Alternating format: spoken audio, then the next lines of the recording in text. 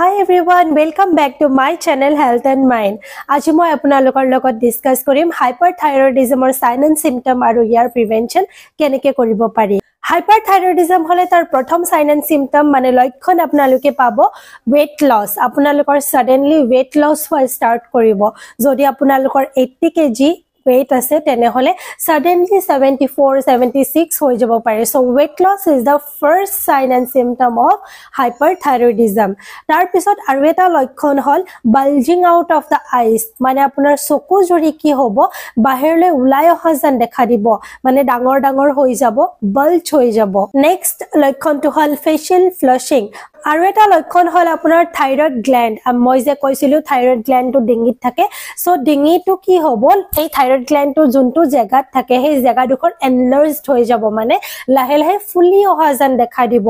আৰু এটা হল আপোনাৰ বিপি, মানে আপোনাৰ যেটো blood pressure range আছে হেতু লাহে লাহে বাঢ়িবলৈ স্টাৰ্ট কৰিব, মানে হাই হ'বলৈ স্টাৰ্ট কৰিব। আৰু এটা লক্ষণ হল আপোনাৰ টেকিকাৰ্ডিয়া হ'ব পাৰে। টেকিকাৰ্ডিয়া মানে আপোনাৰ হাৰ্টবিট, যেটো আমাৰ নৰ্মেল পালস আছে, হাৰ্টবিট আছে, হেতু লাহে লাহে বাঢ়িব পাৰে, মানে নৰ্মেল হাৰ্টবিটতকে আপোনাৰ হাৰ্টবিটটো বাঢ়ি যাব। যদি আপুনি অকমান কষ্ট কৰে বা অকমান বেছি খোজ কাঢ়ে তেতিয়া হলে আপোনাৰ হাৰ্টবিট বাঢ়িব পাৰে, বা আপোনাৰ ৰেস্টিং পজিশনতো যদি থাকে, শুই থাকে, বহি থাকে, তেতিয়া হলেও হাৰ্টবিট বাঢ়ি থকাৰ বহুত চান্স আছে। আৰু এটা লক্ষণ হল ব্ৰেষ্ট এনলাৰ্জমেন্ট হ'ব পাৰে, লোকেলাইজড এডিমা হ'ব পাৰে, মানে ভৰিত এডিমা হ'ব পাৰে। আপুনি যদি খোজ কাঢ়ে বেছিকে তেতিয়া হলে ভৰি ফুলি যাব পাৰে, বা আপুনি যদি লগাতকে বেছি বহি থাকে তেতিয়াও ভৰি ফুলি যাব পাৰে। তেনেকুৱা লোকেলাইজড এডিমা হোৱাৰো হাই চান্সেছ। লক্ষণসমূহ হল আপুনি হিট টলাৰেন্সটো আপোনাৰ কমি যাব, মানে আপুনি ৰদত যাব নোৱাৰিব। আপোনাৰ ডায়ৰিয়া হোৱাৰো হাই চান্সেছ থাকিব, মানে সঘনাই ডায়ৰিয়া হ'বলৈ ষ্টাৰ্ট কৰিব। আৰু আপোনাৰ হৰমোনেল ইমবেলেন্সৰ কাৰণেও মেনষ্ট্ৰুৱেল সাইকেলটোৰ পৰিৱৰ্তন দেখা দিব। একেটা আছিল আমাৰ হাইপাৰথাইৰয়ডিজমৰ লক্ষণসমূহ। এতিয়া আমি ডিসকাস কৰিম ইয়াৰ প্ৰতিৰোধ কেনেকৈ কৰিব পাৰি, কি খাব লাগে আৰু কি খাব নালাগে। থাইৰয়ড প্ৰতিৰোধ কৰিবলৈ হলে তাৰ প্ৰথমটো কাম হল আমি আমাৰ লাইফষ্টাইল যেটো এটা আছে, আমাৰ লাইফষ্টাইল মডিফিকেশন আমি কৰিব লাগিব। আমাৰ যেটো ডায়েটৰী প্যাটাৰ্ন আছে, আমি ডায়েটৰী প্যাটাৰ্নটো চেঞ্জ কৰিব লাগিব, ৰেগুলাৰ এক্সাৰসাইজ কৰিব লাগিব, এইকেটা বস্তু আমি পৰিৱৰ্তন কৰিব লাগিব।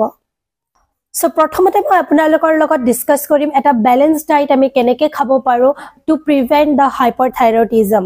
সো প্ৰথমতে হল আমাৰ ব্যালেন্স ডায়েটটো কি হয়। ব্যালেন্স ডায়েটটো এটা হল যত নেকি আমি ঠিক পৰিমাণৰ আমাৰ ফ্ৰুটছো থাকিব, ভেজিটেবলছ থাকিব, লিন প্ৰটিনছ থাকিব, কাৰণ এইকেটা বস্তুৱে কি কৰে আমাৰ ওভাৰঅল হেলথটোত ইফেক্ট কৰে আৰু ভালে ৰাখিবলৈ যত্ন কৰে। কি খাব লাগে তাৰ মাজত প্ৰথম আহে আমাৰ ক্ৰুচিফেৰাছ ভেজিটেবলছ। মই আপোনালোকক স্ক্ৰীনতো দি দিম, যেনেকৈ কেবেজ হওক, ব্ৰকলি হওক, কলিফ্লাৱাৰ হওক, এনেকুৱা ধৰণৰ আপুনি ভেজিটেবলছ বিলাক খাব লাগে, কিয়নো এনেকুৱা ধৰণৰ ভেজিটেবলছে আমাৰ থাইৰয়ড প্ৰডাকশন বিলাক কমাই দিব পাৰে। থাইৰয়ড হৰমন যেটো এটা প্ৰডাকশন বেছিকে হয় হাইপাৰথাইৰয়ডিজমত, হেতু কি কৰিব পাৰে কমাই দিব পাৰে।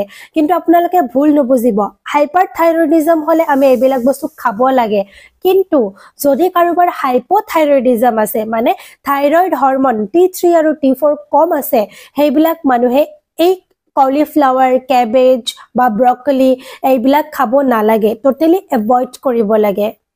আৰু আমি খাব লাগে লিন প্ৰটিন, যেনেকৈ এগ হয়, চিকেন, ফিশ হয়, বিনছ হয়। সো এই লিন প্ৰটিন বিলাক খালে এই লিন প্ৰটিনে আমাক সহায় কৰে আমাৰ টিস্যু ৰিপেয়াৰ কৰাত, মানে T3 আৰু T4 যোনবিলাক টিস্যু বা সেল আমাৰ ডেষ্ট্ৰয় কৰে সেইবিলাকক ৰিপেয়াৰ হোৱাত সহায় কৰে লিন প্ৰটিনে।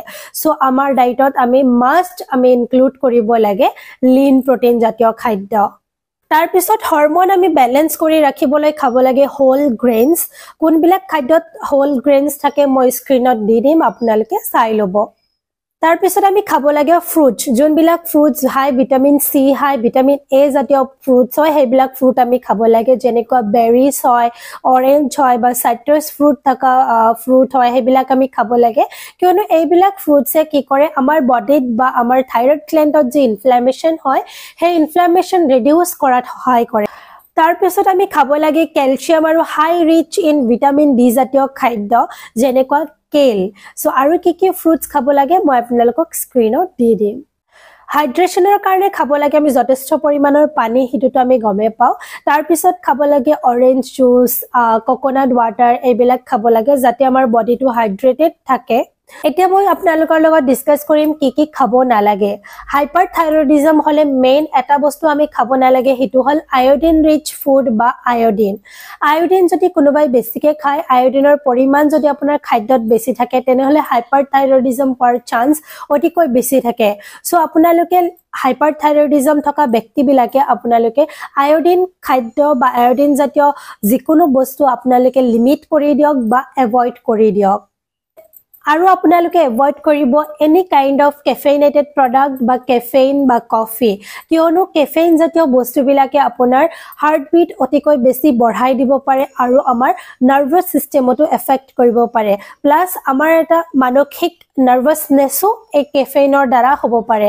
সেইকাৰণে কেফেইন জাতীয় বস্তু আপোনালোকে এভয়েড কৰিব বা লিমিট কৰি দিব আৰু আপোনালোকে স্মোকিং টোটালি এভয়েড কৰি দিব লাগে গ্লুটেন জাতীয় খাদ্য এভয়েড কৰি দিব লাগে মানে ময়দা জাতীয় যদি খাদ্য আপোনালোকে বেছিকৈ খায় হেবিলাক এভয়েড কৰি দিব লাগে যেনেকুৱা বাৰ্গাৰ ব্ৰেড এনেকুৱা ধৰণৰ খাদ্য আৰু আপোনালোকে সয় প্ৰডাক্ট এভয়েড কৰি দিব লাগে এনি কাইন্ড অফ সয়াবিন বা সয়াবিন জাতীয় খাদ্য আপোনালোকে এভয়েড কৰি দিব হাইপাৰথাইৰয়ডিজম হোৱাৰ আন এটা কাৰণ আছে ষ্ট্ৰেছৰ কাৰণেও হ'ব পাৰে so stress management is must আমি ষ্ট্ৰেছ মেনেজমেন্ট কৰিব লাগে তাৰ কাৰণে আমাৰ যেটো ৰাতিৰ নিদ্ৰা আছে স্লিপ প্যাটাৰ্ন আছে আমি স্লিপ স্কেডিউলটো আমি মেইনটেইন ৰাখিব লাগে আপোনালোকৰ পাৰ নাইট বা পাৰ ডে আপোনালোকে 8 to 9 আৱাৰ্স শুবলৈ ট্ৰাই কৰিব কিয়নো হুলে আমাৰ হৰমোনছ বিলাক ৰিলেক্স হৈ যায় আৰু তেতিয়া আমাৰ stress management কৰাত বহুত সহায় হয় so sleep is must last but not the least আপোনালোকে regular exercise maintain কৰিব স্পেশালি আপোনালোকে walking যাব walking গলে আপোনাৰ overall health ভাল থাকিব plus আপোনাৰ thyroid management এটো walking এ বহুত help কৰে so try to walk every day thank you so much for watching the video please subscribe কৰি যাব like কৰিব and share কৰিব